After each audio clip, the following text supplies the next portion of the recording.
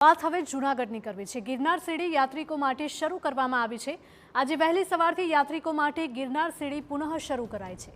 ગઈકાલે ગિરનાર સીડી પરથી એક બાળકનો શિકાર કરવાની ઘટના સામે આવી હતી। યાત્રિકોની સલામતી માટે તંત્ર દ્વારા યાત્રિકો માટે ગિરનાર સીડી બંધ કરાઈ હતી। ગઈકાલે વન વિભાગે 3 સિંહને પકડીને પાંજરે પૂર્યા, જેમાં 2 સિંહ અને 1 સિંહણ। महत्वना समाचार जूनागढ़ सामे आव्या छे। વધુ માહિતી સાથે અમારા સંવાદદાતા વિજય જોડાયા છે। વિજય, જણાવશો કે ગઈકાલે જ આ નિર્ણય કરવામાં આવ્યો હતો કે ગિરનારના 3 રસ્તા છે, એટલે કે નવી સીડી, જૂની સીડી અને રોપવે સેવા બંધ કરાઈ હતી, તો આજે ફરીથી શા માટે શરૂ કરવામાં આવ્યા?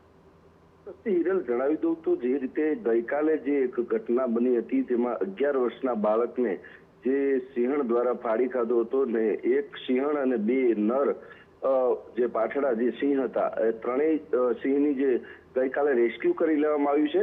ગઈકાલે સલામતીના ભાગરૂપે જ્યારે આ રેસ્ક્યુ ચાલી રહ્યું હતું ત્યારે આ સીડીથી જતા ભાવિકોને બંધ કરવામાં આવ્યું હતું।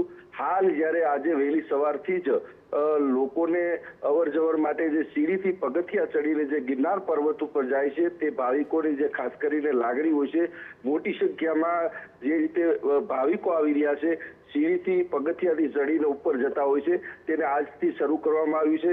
ખાસ સલામતીના ભાગરૂપે ત્યાં જે ફોરેસ્ટ ડિપાર્ટમેન્ટનો સ્ટાફ છે તે પણ સીડીમાં રાખવામાં આવ્યો છે। પોલીસ સ્ટાફે પણ ખાસ સૂચના આપવામાં આવે છે નીચેથી જતા ભાવિકોને કે ઉપર જતા કોઈ પણ પ્રાણી જે પગથિયાની આજુબાજુમાં આવે તો કોઈ પણ શાંતિપૂર્વક ઉપર ચડે ગિરનાર પર્વત, તેવી પણ સૂચના અપાઈ રહી છે।